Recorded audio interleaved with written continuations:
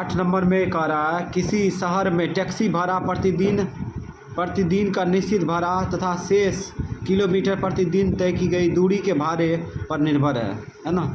और उसके बाद कहता है यदि एक व्यक्ति 110 किलोमीटर की यात्रा करने में 690 रुपया है ना, करने पर 690 रुपया है तथा 200 किलोमीटर यात्रा के लिए कितना है 1050 रुपये भाड़ा देता है, तब प्रतिदिन का नियत भाड़ा और प्रति किलोमीटर भाड़ा दर ज्ञात कीजिए। ठीक है, तो हम लोग क्या करेंगे, नियत भाड़ा, ठीक है, प्रतिदिन का नियत भाड़ा, उसके बाद प्रति किलोमीटर का भाड़ा मान लेंगे। ठीक है, तो मान लेते हैं, माना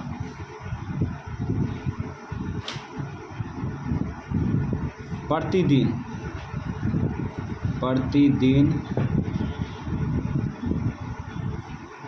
का नियत भाड़ा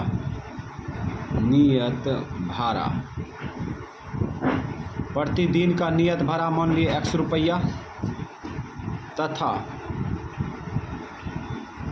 प्रति किलोमीटर भाड़ा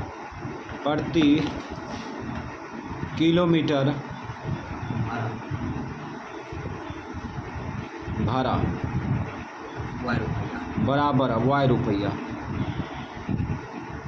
ये मान लिए। तो प्रश्न से है ना, प्रश्न से हम लोग लिखेंगे, प्रश्न से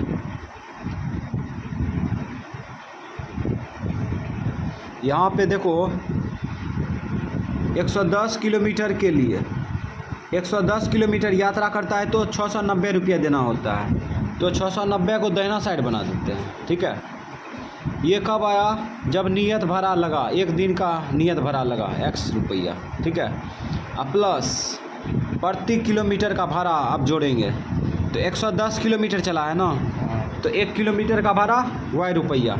ठीक है, 110 किलोमीटर का भाड़ा कितना होगा, Y गुना 110, तो ये हो गया एक दिन, प्रतिदिन का नियत भाड़ा 100 रुपया लगेगा इसको। ठीक है, और 10 किलोमीटर चला है तो 10 किलोमीटर का भाड़ा अलग से लगेगा, तो 1 किलोमीटर का भाड़ा Y रुपया। ठीक है, 10 किलोमीटर का भाड़ा 110 गुना Y कर देंगे, तो ये बन जाएगा समीकरण फर्स्ट।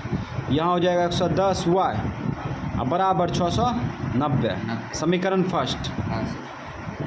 पुनः प्रश्न से इस बार जो है दाहिना साइड दिया है कितना रुपया, देखो तो इस बार दाहिना साइड दिया है 1050 रुपया, 200 किलोमीटर के लिए 1050 रुपया देते हैं भाड़ा, तो 1050 दाहिना साइड बना देते हैं। ठीक है,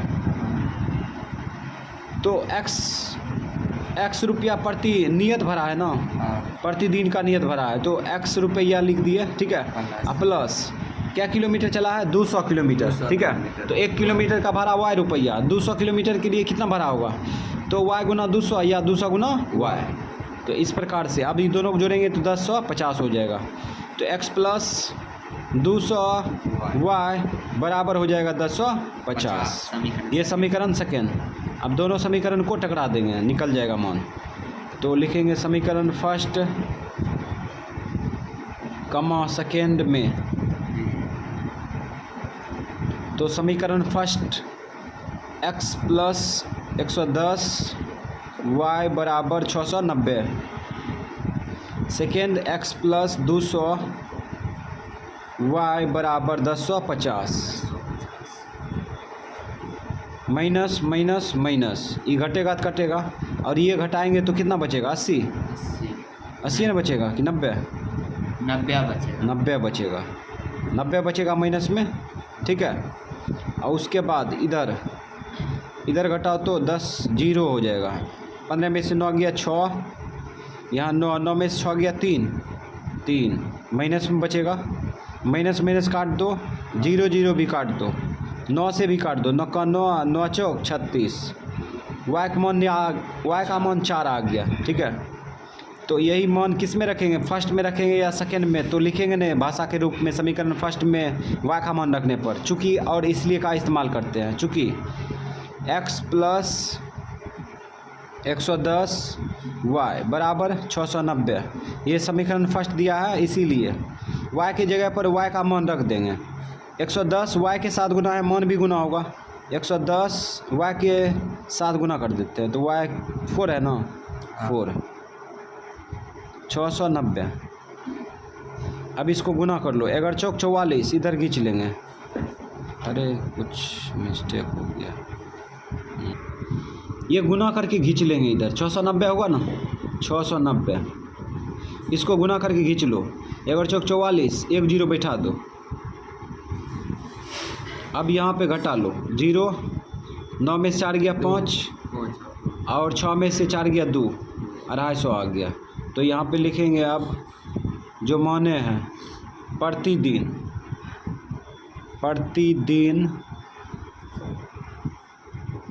का नियत भाड़ा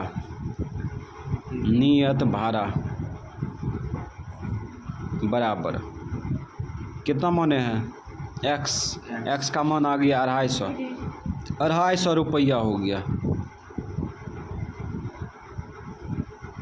उसके बाद प्रति किलोमीटर भाड़ा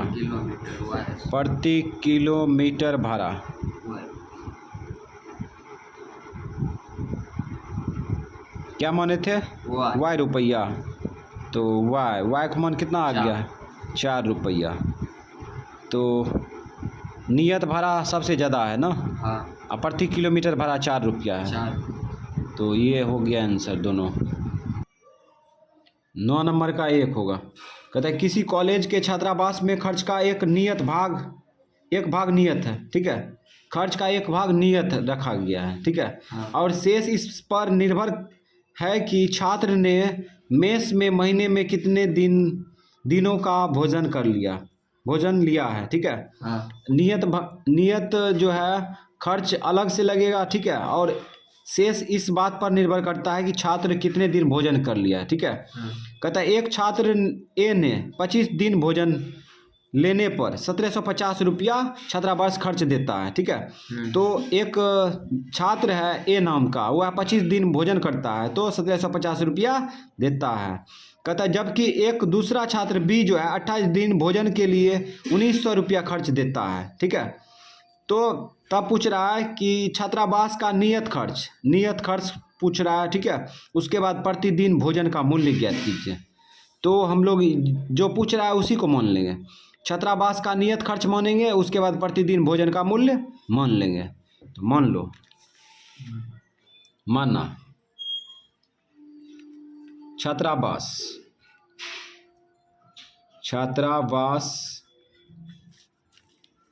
का नियत खर्च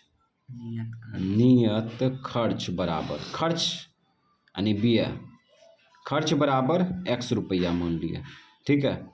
उसके बाद तथा प्रतिदिन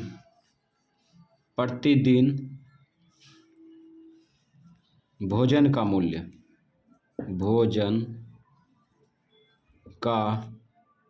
बराबर प्रतिदिन भोजन का मूल्य बराबर हो जाएगा y रुपया, मान लिए, ठीक है। तो इस प्रकार से हम लोग मान चुके हैं। अब हम लोग क्या करेंगे, प्रश्न से लिखेंगे, प्रश्न से लिखते हैं। प्रश्न से जो क्वेश्चन कर रहा है उसके अनुसार चलेंगे, ठीक है। तो यहाँ पे देखो, एक छात्र जो है ए, ठीक है, 25 दिन भोजन के लिए 1750 रुपया दिया, ठीक है। तो छात्र ए के लिए ना, ए छात्र के लिए, ए छात्र द्वारा लिखते हैं कितना रुपया दिया, 1750, दाहिना साइड दिया है ना, 1750 दिया, तो x रुपया नियत लगेगा इसको, ठीक है। प्लस प्रतिदिन भोजन जो किया उसके लिए अलग से खर्च लगेगा। तो यहाँ पे देखो 25 दिन भोजन किया है ना, 25 दिन भोजन किया, तो एक दिन का भोजन का मूल्य y रुपया है, ठीक है। तो 25 दिन का कितना होगा, 25 गुना y या y गुना 25। तो इस प्रकार से ये समीकरण फर्स्ट बन जाएगा, x प्लस 25y बराबर 1750। ये समीकरण फर्स्ट हो गया। पुनः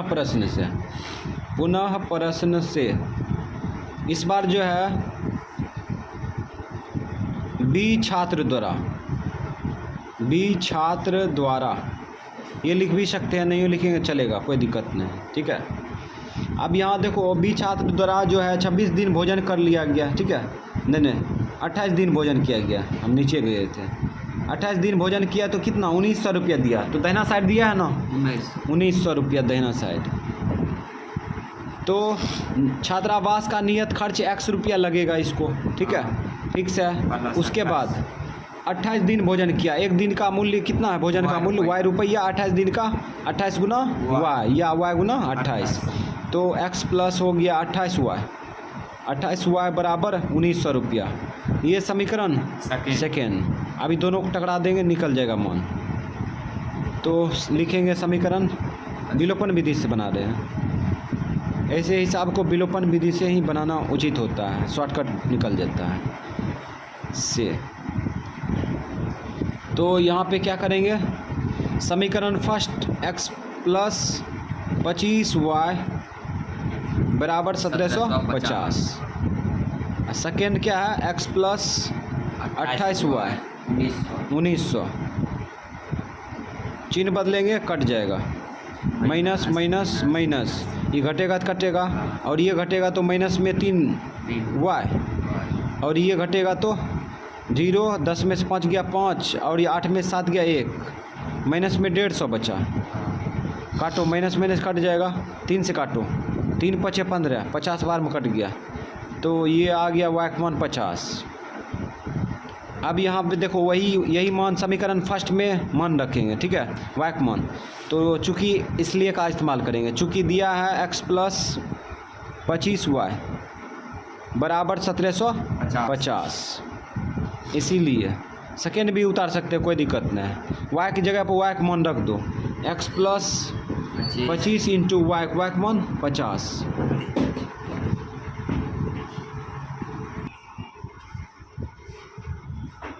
$1750 लिखेंगे,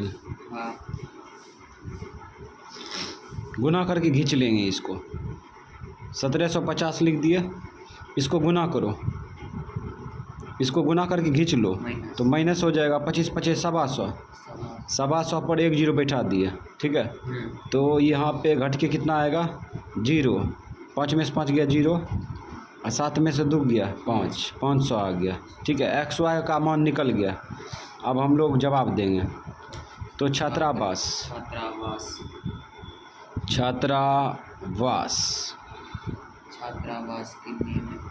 का नियत खर्च बराबर, नियत खर्च x रुपया माने थे, x का मान आ गया 500 रुपया नियत खर्च है इसका। उसके बाद प्रतिदिन भोजन का मूल्य, प्रतिदिन भोजन का मूल्य बराबर y रुपया, y का मान कितना आया 50 रुपया, 50 रुपया, तो ये दोनों आंसर निकल के आया। 9 का रोमन अक्षर 2 होगा, ये भी मिलता जुलता सवाल होगा, ठीक है। यहाँ पे कह रहा है एक छात्रावास के मासिक व्यय का एक नियत भाग है, ठीक है, व्यय मतलब खर्च होता है, तो एक नियत भाग है तथा शेष इस पर निर्भर करता है कि छात्र ने कितने दिन भोजन लिया, ठीक है, पहले जैसा ही क्वेश्चन है। जबकि ये छात्र एक विद्यार्थी ए को 20 दिन भोजन करता है, तो 1000 रुपया छात्रावास के व्यय के लिए अदा करने पड़ते हैं। तो एक विद्यार्थी ए 20 दिन भोजन करता है तो 1000 रुपया छात्रावास के लिए व्यय करता है, ठीक है, अदा करता है, व्यय मतलब खर्च अदा करता है। कहता है जबकि एक विद्यार्थी बी को जो 26 दिन भोजन करता है छात्रावास के लिए व्यय के लिए 1180 रुपया अदा करने पड़ते हैं। तो नियत व्यय और प्रतिदिन भोजन मूल्य ज्ञात कीजिए। तो पहले जैसा ही क्वेश्चन है, इस दोनों को मान लेंगे, ठीक है, तो मान लो, माना हल देके, माना नियत व्यय मतलब खर्च होता है, व्यय कितना x रुपया मान लेते हैं, x रुपया, तथा प्रतिदिन भोजन का मूल्य, प्रतिदिन भोजन का मूल्य, भोजन का मूल्य बराबर y रुपया मान लिए। हाँ। प्रश्न से चलेंगे, प्रश्न से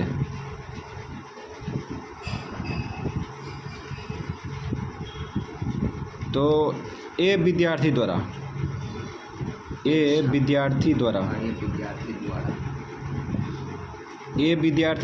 कितना रुपया अदा करते हैं।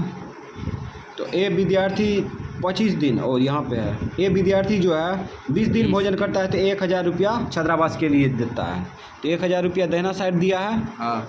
तो अब यहाँ पे नियत खर्च 100 रुपया इसको लगेगा, ठीक है। अब प्लस 25 दिन का किराया अलग से लगेगा, 25 दिन, तो 25 दिन है कि 20 दिन है, 20 दिन के लिए 1000 देता है। तो एक दिन भोजन करेगा तो y रुपया, 20 दिन भोजन करेगा तो 20 गुना y या y गुना 20, तो x प्लस 20y बराबर 1000। समीकरण फर्स्ट, ये समीकरण फर्स्ट हो गया। अब क्या करेंगे, समीकरण सेकेंड बनाएंगे। तो पुनः प्रश्न से इस बार मैटर क्या कर रहा है, बी विद्यार्थी द्वारा कितना रुपया अदा करते हैं दिए, उसको दाहिना साइड बना देंगे। बी विद्यार्थी द्वारा जो है 26 दिन भोजन करता है और 1180 रुपया अदा करते हैं। तो 1180 दाहिना साइड बना दिया, बामा साइड महसूस करके बराबर करेंगे। तो 100 रुपया इसको नियत खर्च लगेगा, x प्लस 26 दिन भोजन किया है, 26 दिन, एक दिन भोजन का मूल्य कितना है y रुपया, 26 दिन के लिए क्या होगा 26 गुना y या y गुना 26, तो x प्लस 26y बराबर 1180। ये समीकरण सेकेंड बन गया, ठीक है। अब दोनों को विलोपन विधि से लगा देंगे। समीकरण फर्स्ट कमा सेकेंड से या में, तो x प्लस 20y बराबर 1000, सेकेंड x प्लस 26y बराबर 1180। चिन्ह बदलो, ये माइनस, ये माइनस, ये माइनस, ई घटेगा तो कटेगा, ई घटेगा तो माइनस 6y, ई घटेगा, माइनस में 180 हो जाएगा, काटो, माइनस माइनस कट जाएगा, 36 18 चौका 6 36 18 30 बार में कटेगा, तो y का मान आ गया 30। अब यही मान समीकरण फर्स्ट में रखो या सेकेंड में, चूँकि इसलिए से काम चलाते हैं, चूँकि x प्लस 20y बराबर 1000 दिया है, तो y के जगह पर 30 रख देंगे। x प्लस 20 इंटू 30 बराबर 1000, तो x बराबर हो जाएगा 1000, इसको गुना करके खींच लो, माइनस 600, तो x का मान कितना आ गया 400। तो यहाँ पे सब का मान आ चुका है, x y का मान। तो यहाँ पे अब जवाब देते हैं, नियत व्यय बराबर, नियत व्यय क्या माने थे x रुपया, x का मान 400 आ गया, 400 रुपया लगेगा, ठीक है। उसके बाद प्रतिदिन भोजन का मूल्य, प्रतिदिन भोजन का मूल्य बराबर y रुपया, y का मान कितना आ गया, y का मान 30 रुपया, और ये दोनों हो गया आंसर। 10 नंबर में कह रहा है किसी परिवार का मासिक खर्च, घर का नियत मासिक किराया और घर में मेस खाने वाले की संख्या पर निर्भर है ना। हाँ। 2 आदमियों के लिए कुल मासिक खर्च 3900 रुपया तथा 5 आदमियों के लिए 7500 रुपया है। घर का किराया प्रति व्यक्ति प्रति महीना भोजन का खर्च ज्ञात कीजिए, है ना। तो 2 चीज़ पूछ रहा है, घर का किराया और प्रति व्यक्ति प्रति महीना भोजन का खर्च ज्ञात कीजिए। तो इसी को मान लेंगे, ठीक है। हाँ। तो यहाँ पर मान लो, माना घर का किराया घर का किराया बराबर x रुपया, x रुपया। और उसके बाद तथा प्रति व्यक्ति प्रति महीना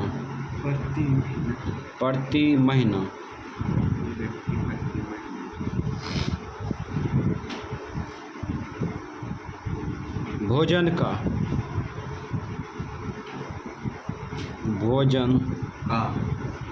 का खर्च बराबर y रुपया मान लिया। ठीक है। प्रश्न से अब दाहिना साइड लिखेंगे, बामा साइड बराबर कर देंगे। तो यहाँ पे देखो, तो दो आदमी के लिए कुल मासिक खर्च कितना है? 3900 रुपया है। ठीक है। हाँ। तो 2 आदमी का दिया है यहाँ पे 3900 रुपया। तो घर का किराया तो लगेगा x रुपया, हाँ। चाहे व्यक्ति उसमें कितना भी रहे। ठीक है। x रुपया लगेगा। प्लस दो व्यक्ति के लिए कितना देता है? 3900 रुपया देता है। तो ठीक है। हाँ। तो प्रत्येक व्यक्ति का किराया, प्रत्येक व्यक्ति का भोजन का मूल्य दिया है, खर्च दिया है y रुपया। हाँ। तो 2 व्यक्ति का कितना होगा? एक व्यक्ति के लिए इतना, तो 2 व्यक्ति के लिए 2y, 2 गुना y या y गुना 2। तो ये हो जाएगा x प्लस 2y बराबर 3900। ये हो जाएगा समीकरण फर्स्ट। पुनः प्रश्न से इस बार देखो, यहाँ पे कह रहा है 5 व्यक्ति तथा 5 आदमियों के लिए 7500 रुपया है। ठीक है। तो 7500 दाहिना साइड दिया है ना। अब मासिक घर का किराया x रुपया लगेगा, इसको फिक्स है, चाहे व्यक्ति कितना भी रहे। ठीक है। उसके बाद एक व्यक्ति का खर्च दिया है y रुपया, भोजन का खर्च y रुपया, और यहाँ पे 5 व्यक्ति है, 5 व्यक्ति, तो 5 गुना y कर देंगे या y गुना 5 कर देंगे। तो ये दोनों को जोड़ेंगे तो 7500 के बराबर हो जाएगा। ठीक है। हाँ। तो x प्लस कितना हो जाएगा? 5y बराबर 7500, समीकरण सेकेंड। तो अब दोनों को विलोपन विधि से सॉल्व करेंगे। तो यहाँ पे लिखेंगे समीकरण फर्स्ट कमा सेकेंड में या से। तो x प्लस 2y बराबर 3900, और ये x प्लस 5y बराबर 7500। चिन्ह बदलेंगे, चलो माइनस माइनस माइनस, ये घटेगा तो घटेगा, ये घटेगा तो -3y, -3y, ये घटा लो, घटाएंगे तो माइनस में आएगा।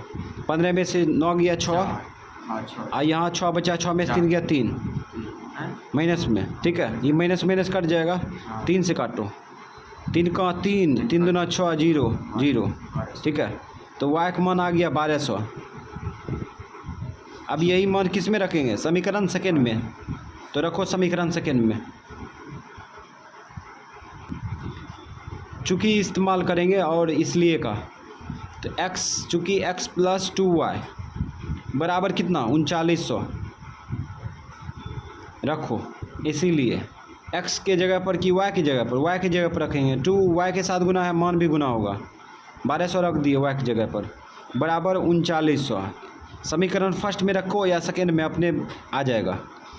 यहाँ पे 3900, इसको गुना करके खींच लो, गुना करके खींचेंगे तो -2400 होगा ना।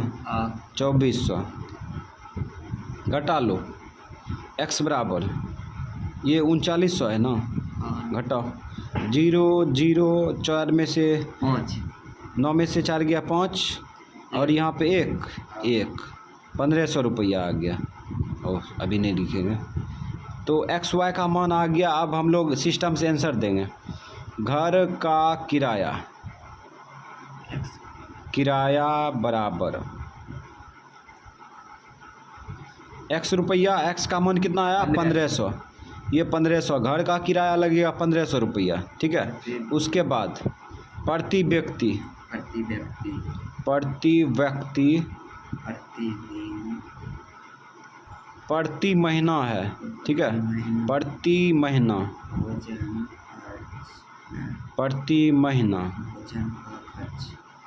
भोजन का खर्च, भोजन का खर्च बराबर वाई, वाई का मान कितना आया? 1200 रुपया। तो ये आंसर निकल के आया है ना, यानी कि घर का किराया 1500 रुपया लगेगा, ठीक है। उसके बाद प्रति व्यक्ति प्रति महीना, एक महीना का है ना, भोजन के अनुसार जो खाना उना खाएगा तो लगेगा 1200 रुपया का महीना। हाँ। समझ गया? हाँ। तो ये आंसर निकल के आया। 11 नंबर कहता है किसी शहर में कार के किराए का भाड़ा एक नियत भाड़ा एवं तय की गई दूरी के भाड़े पर निर्भर है, ठीक है। तो ये टैक्सी वाला भाड़ा है ना, यानी कि कार के किराए का भाड़ा, उसके बाद एक नियत भाड़ा एवं कार द्वारा तय की गई दूरी के भाड़े पर निर्भर है। कहता है 13 किलोमीटर यात्रा के लिए 96 रुपया तथा 18 किलोमीटर के लिए 131 रुपया भाड़े दिए गए। किसी व्यक्ति को 25 किलोमीटर यात्रा के लिए कितना भाड़ा देना होगा, ठीक है। तो हम लोग क्या करेंगे, नियत भाड़ा, ठीक है, और उसके बाद प्रति किलोमीटर भाड़ा मान लेंगे और निकाल लेंगे, ठीक है। तो मान लो 11 नंबर हल। माना नियत भाड़ा बराबर नियत भाड़ा बराबर 100 रुपया, उसके बाद तथा प्रति किलोमीटर भाड़ा, प्रति किलोमीटर भाड़ा, प्रति किलोमीटर भाड़ा बराबर वाई रुपया मान लिए। उसके बाद हम लोग क्या करेंगे, प्रश्न से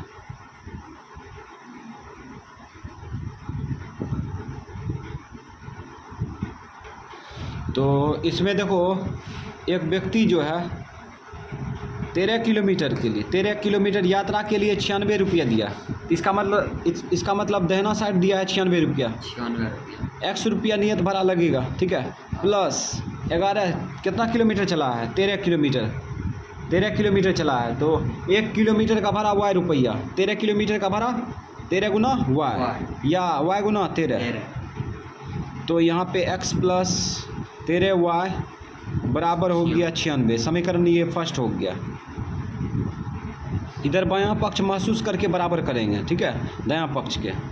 तो ये समीकरण फर्स्ट बन गया। पुनः प्रश्न से इस बार देखो इसमें कह रहा है 18 किलोमीटर के लिए 131 रुपया भाड़े दिए गए हैं। तो 131 रुपया इधर दाहिना साइड दिया है, इधर भी बराबर करेंगे तो 100 रुपया नियत भाड़ा लगेगा, ठीक है।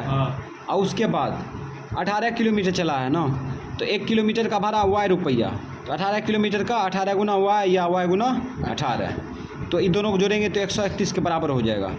तो यहाँ पे बन गया समीकरण सेकेंड 18 वाई बराबर 131, समीकरण सेकेंड।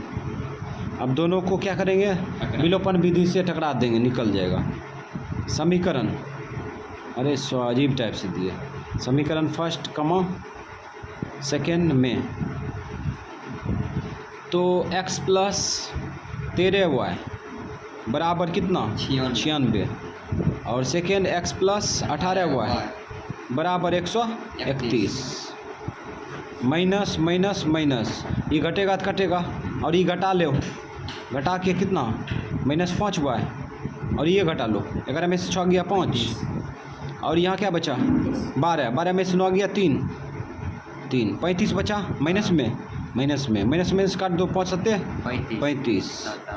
तो वाई का मान आ गया कितना 7। अब यही मान समीकरण फर्स्ट में रखेंगे, तो चूंकि इसलिए से काम चला लेते हैं, चूंकि समीकरण फर्स्ट क्या दिया है, सेकेंड भी लिख सकते हैं, फर्स्ट ही लिख दिए, बराबर 96 रख दो मान। x प्लस वाई को जगह पर क्या रखेंगे, 7 रख देंगे। तेरे y के साथ गुना है, मान भी गुना होगा, बराबर 96। x बराबर 96 माइनस इसको गुना करके खींच लो, 63 91, तो x बराबर कितना हो गया, घटा लो 5 रुपया आ गया। तो x का मान y का मान दोनों आ गया, ठीक है। तो यहाँ पे लिखेंगे नियत कितना, तो हम लोग यहाँ पे देखते हैं, तो यहाँ पे पूछ रहा है किसी व्यक्ति को 25 किलोमीटर यात्रा के लिए कितना भाड़ा देना होगा, ठीक है। तो 25 किलोमीटर के लिए भाड़ा निकालते हैं, तो 25 किलोमीटर का भाड़ा बराबर, ठीक है। तो इसका निकालेंगे, तो व्यक्ति को 25 किलोमीटर भाड़ा देना है, ठीक है। 25 किलोमीटर का भाड़ा देना है, तो x रुपया नियत किराया लगेगा, ठीक है, x रुपया नियत भाड़ा लगेगा। प्लस 25 किलोमीटर चला है ना, 1 किलोमीटर का भाड़ा y रुपया, ठीक है। तो 25 किलोमीटर का भाड़ा कितना होगा, 25 गुना y होगा ना, 25 गुना y, ठीक है। अब मान रख दो, आंसर आ जाएगा, x का मान 5 प्लस 25 गुना y की जगह पर 7 रख देंगे। अब इसको आगे बढ़ा दो, 25 सत्ते 175 दोनों को जोड़ दो, कितना होगा 180 रुपया हो गया आंसर। 25 किलोमीटर चलेगा तो व्यक्ति को 180 रुपया भाड़ा देना होगा। 12 नंबर में देखो कह रहा है 2 अंकों की एक संख्या और उसके अंकों को पलटने से बनी संख्या का योग 132 है, ठीक है। यदि संख्या में 12 जोड़ दिया जाए तो नई संख्या अंकों की योग के 5 गुनी हो जाती है। तो संख्या ज्ञात कीजिए, है ना। 2 अंकों की संख्या में क्या रहता है, 2 अंकों की संख्या में इकाई दहाई रहता है, ठीक है। तो इकाई दहाई मान लेते हैं, तो मान लेंगे ना। 12 नंबर का हल माना,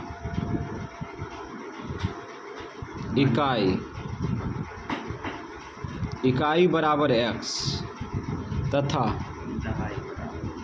दहाई बराबर y। तो इकाई दहाई निकाल लिया, ठीक है। अब क्या करेंगे, इकाई दहाई से 2 अंकों की संख्या बनाएंगे, ठीक है। तो लिखेंगे 2 अंकों की संख्या, 2 अंकों की संख्या बराबर। अब 2 अंकों की संख्या निकालने के लिए कुछ लॉजिक समझते हैं। 2 अंकों की संख्या का जन्म 10 से होता है, ख़त्म कहाँ से 99 पर होता है, ठीक है। अब इसमें जो है कोई भी संख्या है उठा लेते हैं 43, उठा लिए।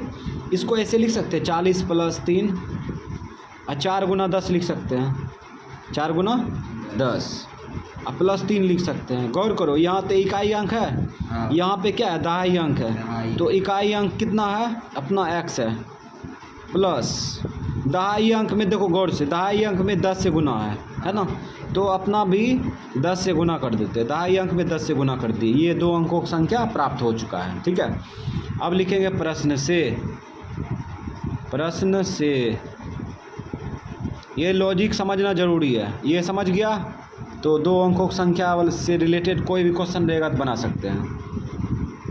कहता है 2 अंकों की एक संख्या, ठीक है, और उसके अंकों को पलटने से बनी संख्या का योग 132 है, ठीक है। तो हम लोग क्या करेंगे, 132 इधर बराबर करते हैं। और इसमें कह रहा था कि 2 अंकों की एक संख्या, 2 अंकों की एक संख्या यही है ना। तो इसको लिख सकते हैं यहाँ पे y गुना 10 प्लस x। 2 अंकों की एक संख्या, इसको घेर देते हैं। 2 अंकों की एक संख्या, उसके अंकों को पलटने से बनी संख्या के योग कितना है, 132 है। तो अंक को पलटो, x को यहाँ पे फेंक दो, y को इधर फेंक दो, तो यहाँ पे हो जाएगा x गुना 10 होगा ना, प्लस हो जाएगा y। 2 अंकों की एक संख्या, अंकों को पलटने से बनी संख्या का योग कितना है, 132 है। इसको भी घेरना चाहता है तो घेर तो, है ना। ये हो गया भाषा बराबर। अब इसको समीकरण फर्स्ट बना देंगे, तो क्रिया करो। 10 गुना वाई 10 वाई अब प्लस एक्स, इसको भी गुना करो 10 ब्रैकेट भूल गए। 10 गुना एक्स 10 एक्स प्लस वाई बराबर 132। अब x को x के साथ जोड़ो, तो 10 1 11 11 एक्स 10 1 11 वाई बराबर 132। ये समीकरण कट रहा है 11 से, काटो। 11 के 11 11 के 11 11 के 11 11 दूना 22, तो x प्लस वाई बराबर 12। काटने से क्या होता है, समीकरण हल्का हो जाता है ना, इसलिए काट देते हैं। अब लिखेंगे पुनः प्रश्न से, पुनः प्रश्न से। इस बार मेथड क्या करा है उसके अनुसार चलते हैं। तो इस बार करा यदि संख्या में 12 जोड़ दिया जाए, पहली वाली संख्या में 12 जोड़ेंगे ना, तो नई संख्या जो बनेगा अंकों का योग की 5 गुनी हो जाएगी। ठीक है, हो जाती है। तो पहले जोड़ते हैं। 2 अंकों की एक संख्या क्या है, y गुना 10 प्लस x है। इसमें कितना जोड़ दिया जाता है, इसमें 8 जोड़ दिया जाता है ना, 18 जोड़ दिया जाता है। 18 नहीं सर जी, हाँ यही है, और नीचे वाला पढ़ दिए ना। 12 जोड़ दिया जाता है। हाँ यही है, 12 जोड़ दिया जाता है। यदि संख्या में 12 जोड़ दिया जाता है तो यहाँ पे 12 जोड़ दो। संख्या में 12 जोड़ देंगे तो क्या कहता है, तो नई संख्या जो बनता है, नई संख्या अंकों की योग की 5 गुनी है। ये नई संख्या बन गया अब। ठीक है, अब जोड़ेंगे तो ये कहता है अंकों के योग की 5 गुनी हो जाती है। अंकों के योग, अंकों का इकाई और दहाई को जोड़ेंगे ना, तो योग बन जाएगा। ठीक है, इसकी 5 गुनी हो जाती है। 5 से गुना कर दिए, ये भाषा बन गया, भाषा पे बैठ गया ये, है ना, दोनों बराबर हो गया। अब इसको आगे बढ़ाओ।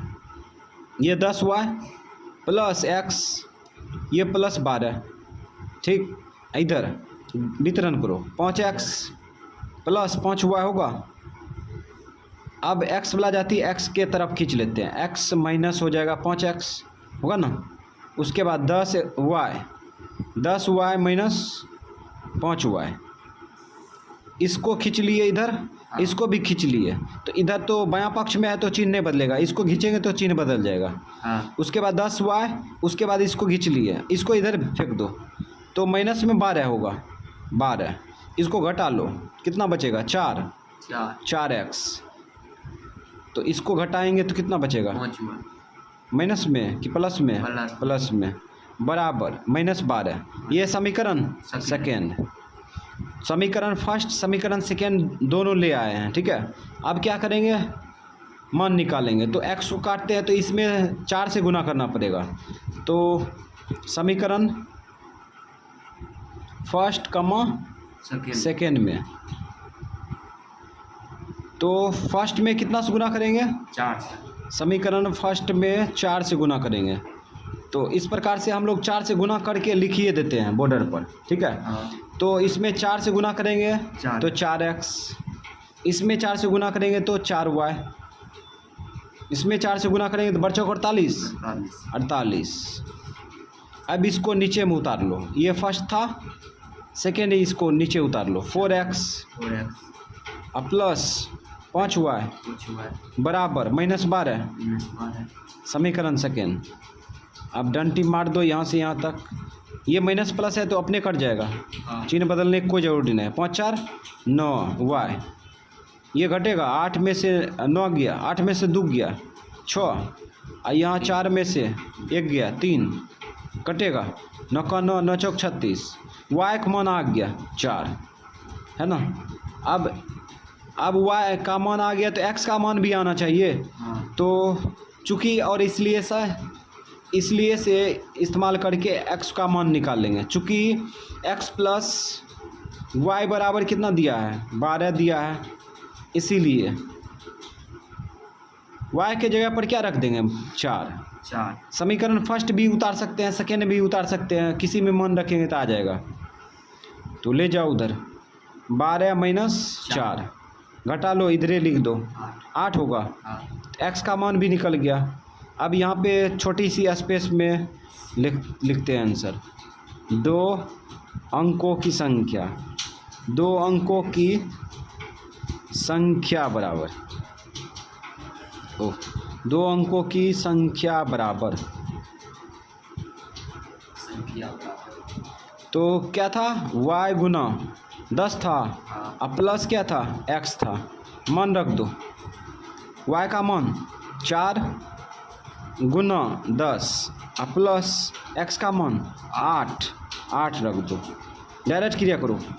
10 चौक 40, 40 5 45, 40 8 48 हो गया आंसर।